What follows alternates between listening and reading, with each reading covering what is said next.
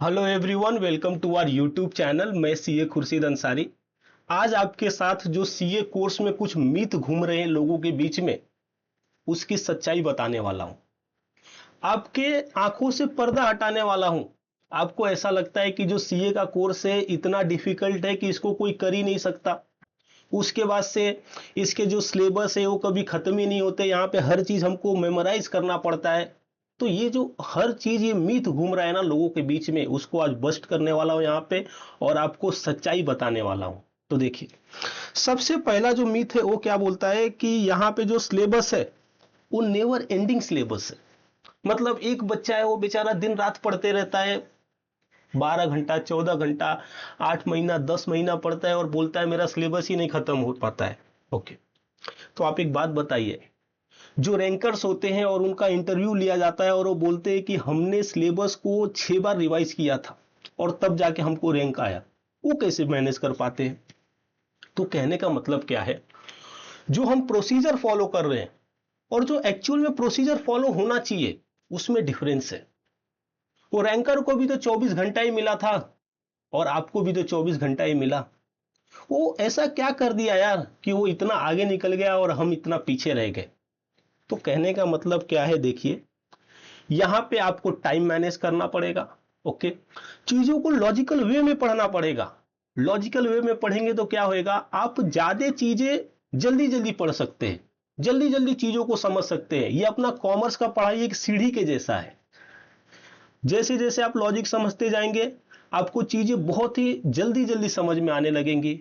Okay, उसके बाद से अगर जो कोई सब्जेक्ट आपको नहीं समझ रहा है, उसमें बहुत टाइम लग रहा है, तो आप किसी एक अच्छे टीचर का एडवाइस ले सकते हैं कि भाई इसमें मैं क्या पहले पढूं, कौन सा ऐसा टॉपिक है जो मेरा फंडामेंटल क्लियर करके देगा, एंड देन मैं उसके आगे बढ़ूं। समझ रहे हैं बात को? तो आपको टाइम मैनेजमेंट करना है, किस ऑर्डर में पढ़ना है वो देखना है, कौन सा बुक रेफर करना है वो भी बहुत इंपॉर्टेंट है। कुछ क्या करते हैं, इंस्टीट्यूट का जो 500 पन्ने का बुक है वो पढ़ने बैठ जाते हैं। आप ये बताओ, एक दो बार वो पढ़ भी लोगे तो दिल से बताओ आपको याद रह जाएगा क्या? याद ही नहीं होएगा। इसीलिए आपको ऐसे बुक से पढ़ना है, ना बहुत कम हो ना ही बहुत ज्यादा हो, एक मस्त नोट्स हो, उससे आपको पढ़ाई करना है। ओके, तो ये था कि सिलेबस नेवर एंडिंग ऐसा नहीं है। आप अच्छे से टाइम मैनेजमेंट करोगे, अच्छे नोट से पढ़ोगे, अच्छे टीचर का गाइडेंस लेके पढ़ोगे, देन ये कर पाओगे। दूसरा क्या है भाई, दूसरा ये है कि you need to memorize everything. देखिए, इस बच्चे को बेचारा हर चीज याद करने का ट्राई कर रहा है ये। आप ये बताओ, सीई का सिलेबस इतना वास्ट है, क्या ये किसी के लिए पॉसिबल होगा कि हर चीज याद हो जाए? नहीं। तो आपको यहां पे बैलेंस बना के चलना है। क्या हमको एकदम रट्टा रट्टा याद होना चाहिए, और क्या हमको, हम अपने मन से भी लिखेंगे तो मार्क्स मिल जाएगा एग्जाम में? फॉर एग्जाम्पल, अभी मैं लॉ की बात करूं तो वहां पे सेक्शन है, अभी उसमें डेट से प्रोविजन में कि ये डेट पे ये हुआ, इस डेट पे ये आया। उसके बाद से कितना डेज है कि डायरेक्टर रेमुनरेशन कितने परसेंट मिलेगा, उसके बाद से कितने दिन बाद डायरेक्टर क्वालिफाइड होगा, डिसक्वालिफाइड होगा, ऐसा चीजें। ओके, बोर्ड मीटिंग कितने दिन में हो जानी चाहिए। अब ये सब जो डेट है आपको ये तो याद रखना है, लेकिन सेक्शन नहीं याद रखने हैं। समझ रहे हैं? उसके बाद जब भी आप आंसर लिख रहे हो तो ऐसा नहीं कि पूरा जो लॉ में सेक्शन है एकदम सेम टू सेम आ जाए, नहीं नहीं नहीं, लेकिन जो सेक्शन में स्पेसिफिक वर्ड यूज किए हैं, जो जार्गन है, वो आने चाहिए ना आपके आंसर में। ठीक है, तो एग्जामिनर वो कीवर्ड्स को देख करके आपको मार्क्स दे देगा। तो यहां से हमको क्या समझ में आया कि हमको हर चीज नहीं याद करना है, जो इंपॉर्टेंट पॉइंट है, इंपॉर्टेंट वर्ड्स है, वो हमारे आंसर में आने चाहिए। ठीक है, जो डेज है, डेट्स है, नंबर्स है, वो प्रॉपर बैठने चाहिए। ठीक है, उसमें आप गलती मत कीजिएगा। ओके, तो आपको हर चीज मेमोराइज नहीं करना है यहाँ पे। उसके बाद से बात आता है कि भाई practical subject do not require theory preparation.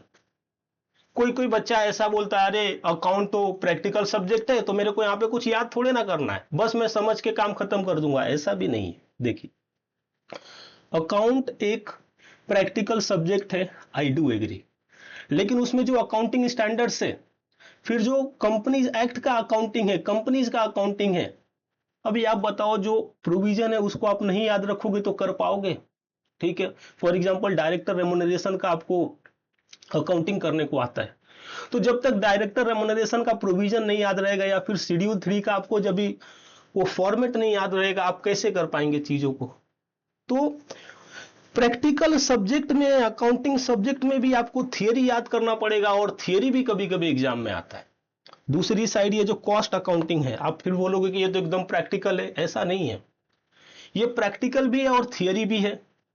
तो आपको थियरी में भी मार्क स्कोर करने हैं और प्रैक्टिकल में भी करने हैं। तो कहने का मतलब क्या है कि जो प्रैक्टिकल सब्जेक्ट है आपके सीए के करिकुलम में, सीए फाउंडेशन है या फिर सीए इंटर है या फिर सीए फाइनल है, उसमें प्रैक्टिकल के साथ साथ आपको थियरी पे भी खासा ध्यान देना है, सो दैट आप एक अच्छे मार्क्स से पास हो सको। ओके, तो आशा करता हूं कि मेरा ये डिस्कशन आपको समझ में आया रहेगा और कहीं ना कहीं आपकी ये स्टडी में आपको हेल्प कर जाएगा। ओके, तो आपसे एक रिक्वेस्ट भी करता हूं कि मेरे चैनल को आप सब्सक्राइब कर लीजिए। मिलते हैं अगले वीडियो में अगले टॉपिक के साथ। Thank you.